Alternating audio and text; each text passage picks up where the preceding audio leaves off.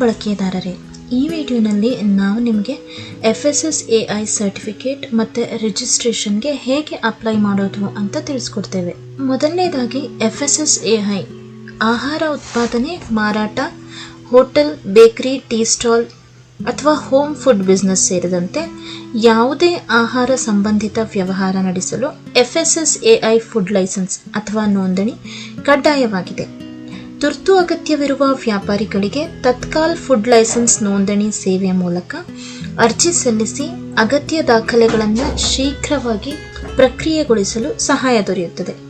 ಇದರಿಂದ ನಿಮ್ಮ ಆಹಾರ ವ್ಯವಹಾರವನ್ನು ಕಾನೂನುಬದ್ಧವಾಗಿ ಆರಂಭಿಸಲು ಹಾಗೂ ಗ್ರಾಹಕರ ವಿಶ್ವಾಸವನ್ನು ಹೆಚ್ಚಿಸಲು ಅನುಕೂಲವಾಗುತ್ತದೆ. FSSAI ನಿಯಮಗಳ ಪ್ರಕಾರ ಎಲ್ಲ ಆಹಾರ ವ್ಯವಹಾರ ನಿರ್ವಹಣಾಧಿಕಾರಿಗಳು ತಮ್ಮ ವ್ಯವಹಾರದ ಸ್ವರೂಪಕ್ಕೆ ಅನುಗುಣವಾಗಿ ನೋಂದಣಿ ಅಥವಾ ಲೈಸೆನ್ಸ್ ಪಡೆಯಬೇಕಾಗಿದೆ. ಹಾಗಿದ್ರೆ FSSAI ಸರ್ಟಿಫಿಕೇಟ್ ಅಂಡ್ ರಿಜಿಸ್ಟ್ರೇಷನ್ಗೆ ಹೇಗೆ ಅಪ್ಲೈ ಮಾಡೋದು ಅಂತ ಇಲ್ಲಿ ನೋಡೋಣ.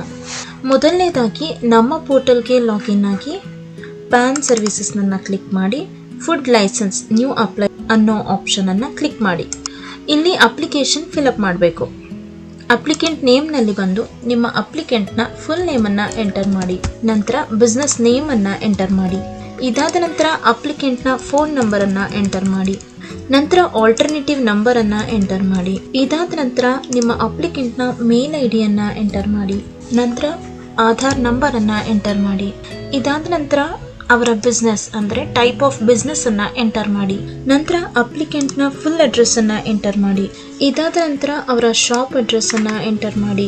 ನಂತರ ಡಾಕ್ಯುಮೆಂಟ್ಸ್ನಲ್ಲಿ ಬಂದು ಅಪ್ಲಿಕೆಂಟ್ನ ಆಧಾರ್ನ PDF ಫೈಲನ್ನು ಅಪ್ಲೋಡ್ ಮಾಡಿ, ಅಪ್ಲಿಕೆಂಟ್ನ ಫೋಟೋವನ್ನು ಅಪ್ಲೋಡ್ ಮಾಡಿ, ನಂತರ ಶಾಪ್ ಫೋಟೋವನ್ನು ಅಪ್ಲೋಡ್ ಮಾಡಿ.